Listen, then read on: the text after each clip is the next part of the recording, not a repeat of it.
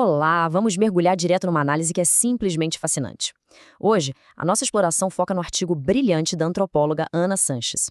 Ela destrincha como a teoria da complexidade do filósofo Edgar Morin bate de frente com aquelas visões científicas mais tradicionais e reducionistas sobre o gênero. É um mergulho super profundo para entender como a ciência clássica, muitas vezes até sem perceber, acabou perpetuando desigualdades ao tentar explicar a natureza humana por uma lente, digamos, estreita e determinista demais.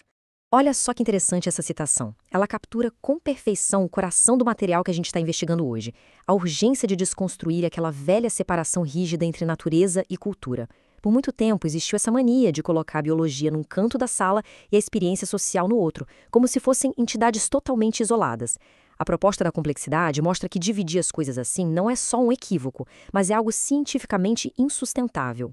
O nosso roteiro para hoje é bem direto. Vamos passar por o paradigma dominante, unidade e diferença, a crença nas diferenças, o viés científico e, por fim, as conclusões complexas. Começando então com o ponto número 1, o paradigma dominante.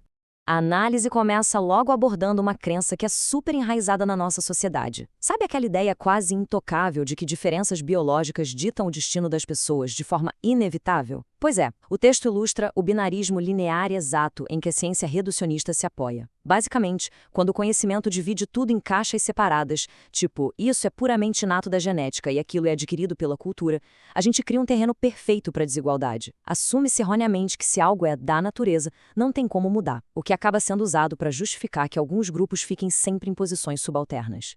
E as teóricas feministas citadas no texto, como a Ruth Hubbard e a bióloga Annie Foster Sterling, não deixam barato.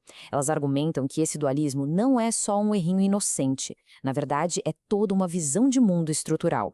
Esse modelo reducionista opera com a premissa de que os genes controlam a vida de forma unilateral, mascarando o fato de que a interação constante com o ambiente é o que, de fato, molda o nosso desenvolvimento. O que nos leva ao ponto número 2, unidade e diferença. Para quebrar essas correntes, o material nos apresenta um novo enquadramento epistemológico proposto pelo Edgar Morin. E o ponto crucial aqui é um conceito chamado unidualidade. É o seguinte, a condição humana não dá para ser fatiada como se fosse uma pizza, com uma fatia puramente biológica e outra puramente cultural. Nós somos simultaneamente 100% biológicos e 100% culturais. A genética que a gente herda e a experiência que a gente vive no mundo estão o tempo todo numa dança, numa interação absolutamente inseparável.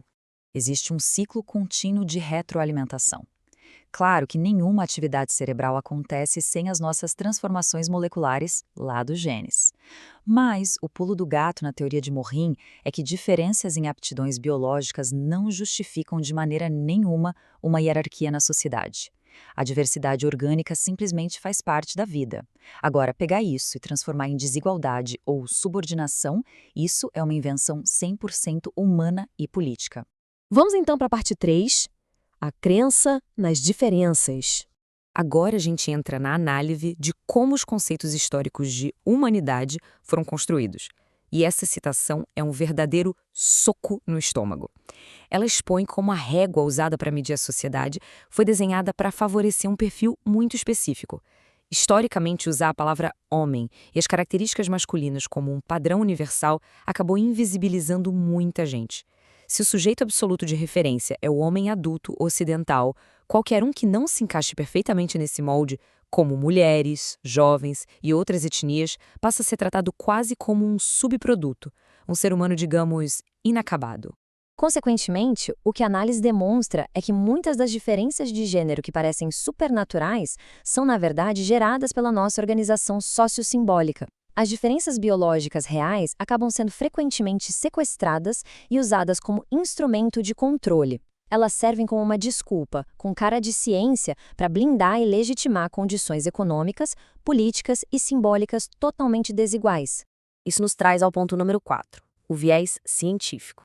Vamos falar de pesquisa empírica, porque a busca incessante da ciência por essas tais diferenças naturais muitas vezes acaba fabricando as divisões que ela jura estar descobrindo.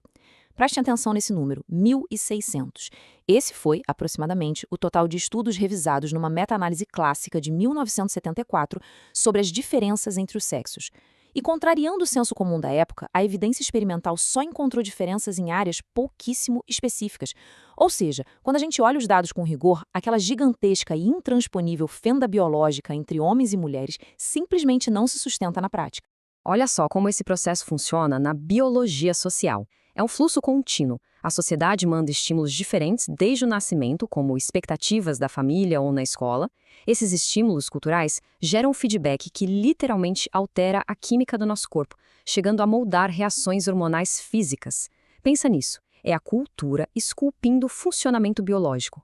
E não tem exemplo melhor para isso do que o famosíssimo experimento da Zélia Luria, de 1979. A mesma foto exata de um bebê foi mostrada para 2 grupos. Só de aplicar o rótulo verbal de menino para o primeiro grupo e menina para o segundo, a percepção emocional da galera mudou completamente. De forma chocante, o mesmo choro que era lido como raiva e força no menino virava medo e fragilidade na menina. O estereótipo cultural funcionou como um filtro gigante, distorcendo a realidade biológica que estava bem ali na frente de todo mundo. O mais impressionante é que esse viés acontece até fora dos estudos com humanos.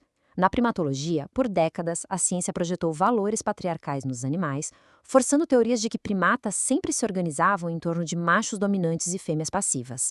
Mas aí, lá para os anos 70 e 80, cientistas resolveram simplesmente observar os animais sem essa bagagem cultural toda, e o mito ruiu na hora. Documentou-se uma multiplicidade enorme de estruturas de poder e relacionamentos complexos entre as fêmeas, coisas que antes eram simplesmente ignoradas. E, finalmente, chegamos à seção 5. Conclusões complexas. O que a gente tira de tudo isso é a necessidade urgente de reconstruir como a gente pensa gênero e ciência. O desenvolvimento humano não é uma linha reta, muito menos um programa fechado no nosso DNA. Precisamos começar a enxergar isso como uma espiral hipercomplexa. É uma dança constante em que a biologia, a socialização e a nossa psicologia interagem e criam umas às outras. Tentar isolar qualquer uma dessas partes é destruir a compreensão real de como a gente funciona. Para encerrar nossa exploração de hoje, fica essa provocação essencial.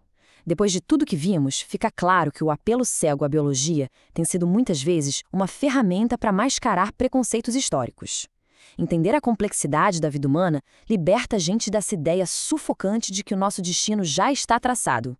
Quando a gente percebe que muito do que a sociedade chama de lei da natureza é, no fundo, invenção humana, surge a oportunidade e a grande responsabilidade de podermos remodelar ativamente o nosso futuro coletivo. E aí, o que a gente vai fazer com essa informação?